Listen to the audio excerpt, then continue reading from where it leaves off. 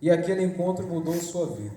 É verdade que muitas pessoas se lembram disso, mas talvez para alguns isso foi um processo lento, não foi da noite para o dia.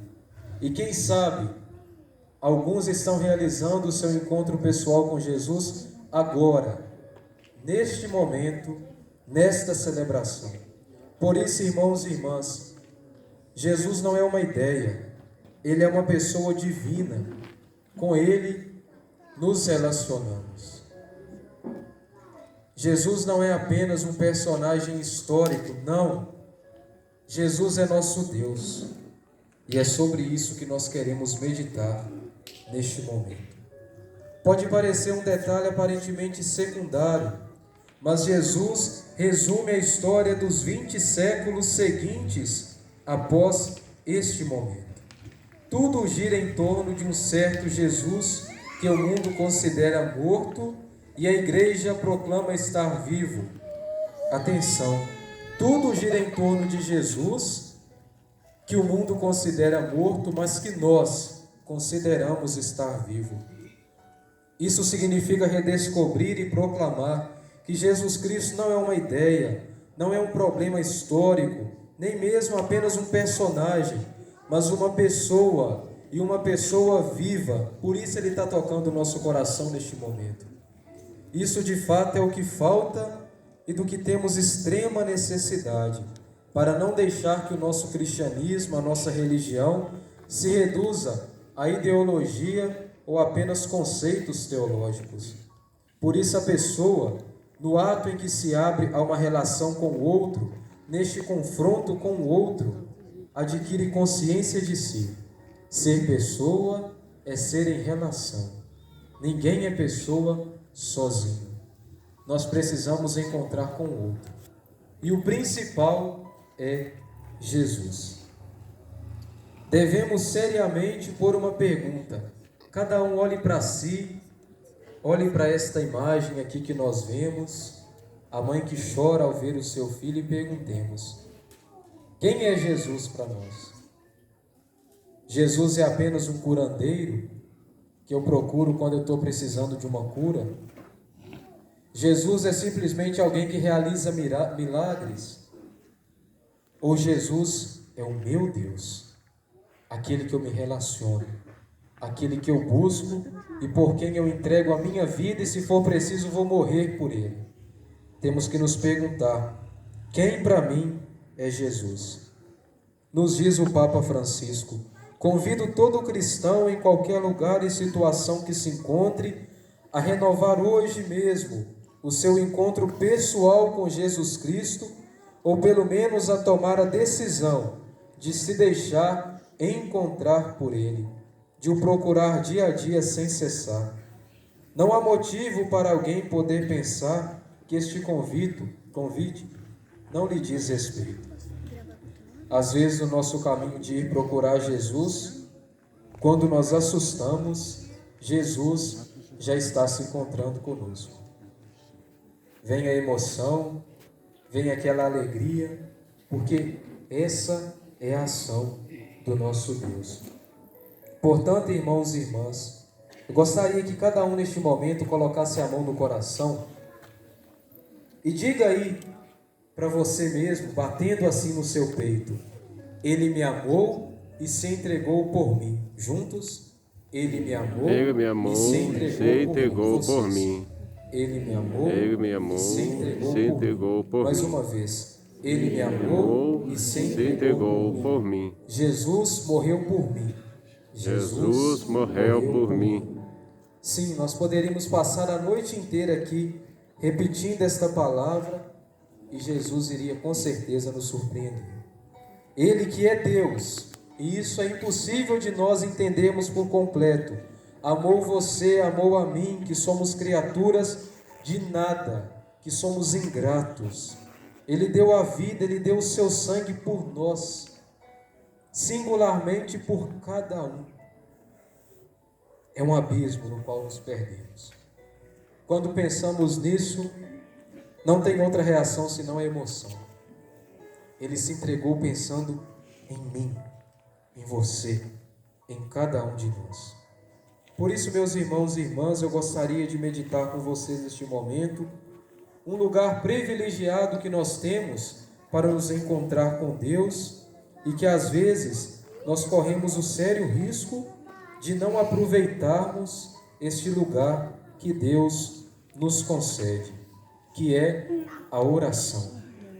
Irmãos e irmãs, às vezes nós ouvimos assim: eu vou rezar porque rezar ajuda a manter o astral, a estar de bem com a vida, e nós reduzimos a oração a uma coisa meramente psicológica. Mas a oração não é terapia, a oração é cura da alma. Por isso, primeiramente, vamos perceber, e que o Papa Francisco nos ajuda, algumas dificuldades que nós corremos na nossa vida de oração. Ele diz que rezar não é fácil. Há muitas dificuldades que surgem na nossa oração. Por que nós vamos falar de oração?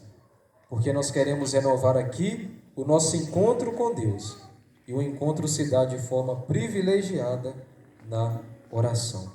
O primeiro problema que nós podemos encontrar na oração é a distração.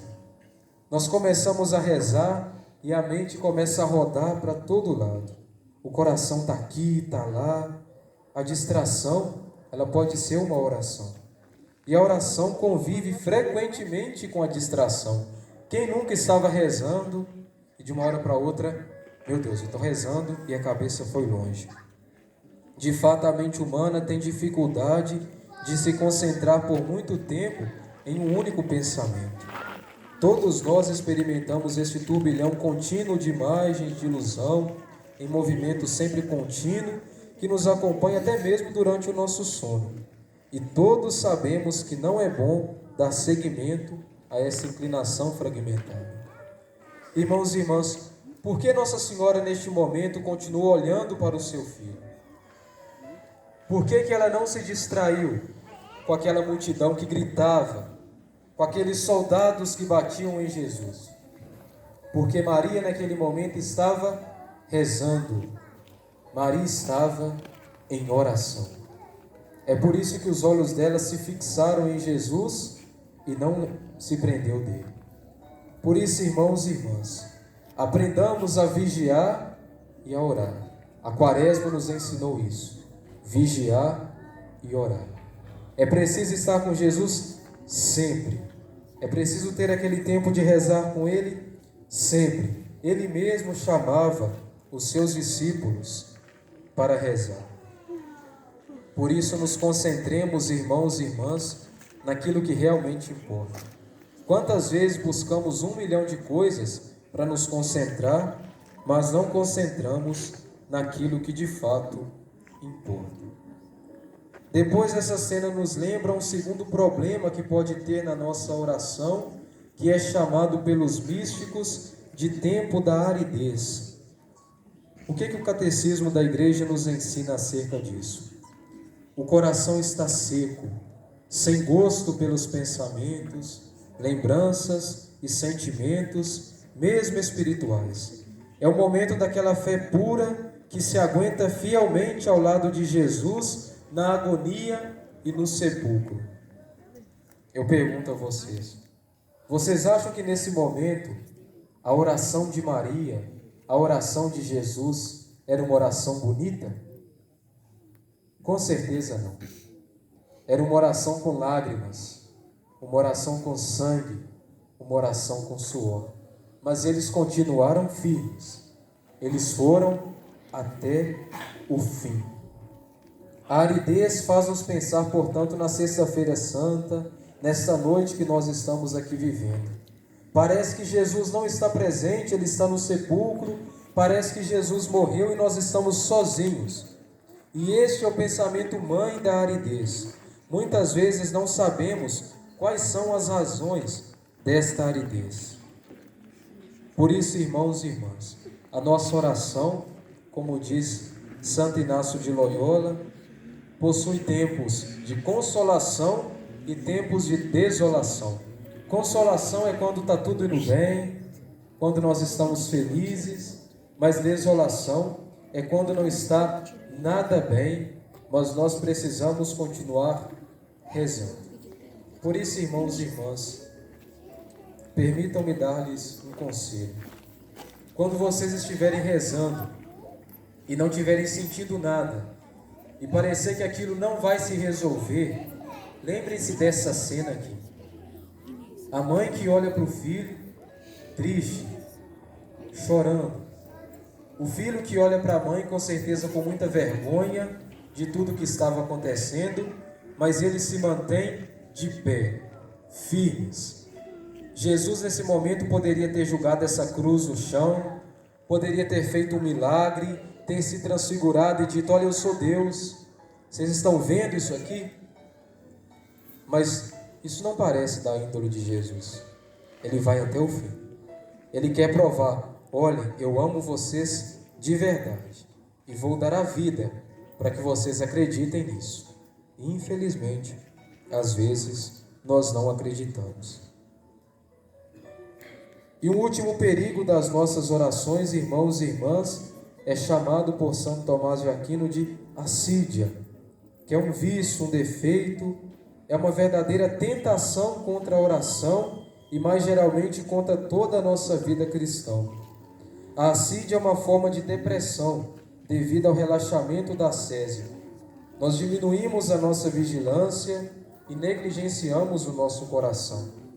É um dos 7 pecados capitais, pois alimentado pela presunção pode levar à morte da alma. Por isso o conselho que o Papa nos dá: mesmo diante dos desânimos, mesmo diante das dificuldades, nós devemos sempre aprender a caminhar. Caminhar e caminhar sempre. Ah, mas eu não estou sentindo Deus. Maria também nesse momento com certeza não estava sentindo. Jesus na cruz diz: meu Deus, por que me abandonaste? Até Jesus sentiu o abandono, mas ele não desceu da cruz.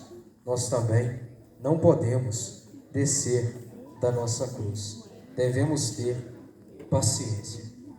Por isso, queridos irmãos e irmãs, gostaria de neste momento trazer uma grande notícia para vocês.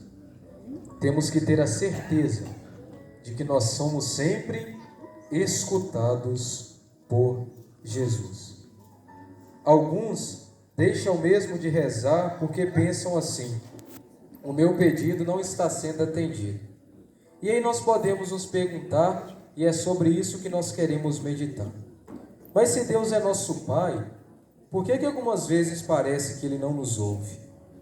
Ele que nos garantiu que nos daria coisas boas, por que não responde aos nossos pedidos?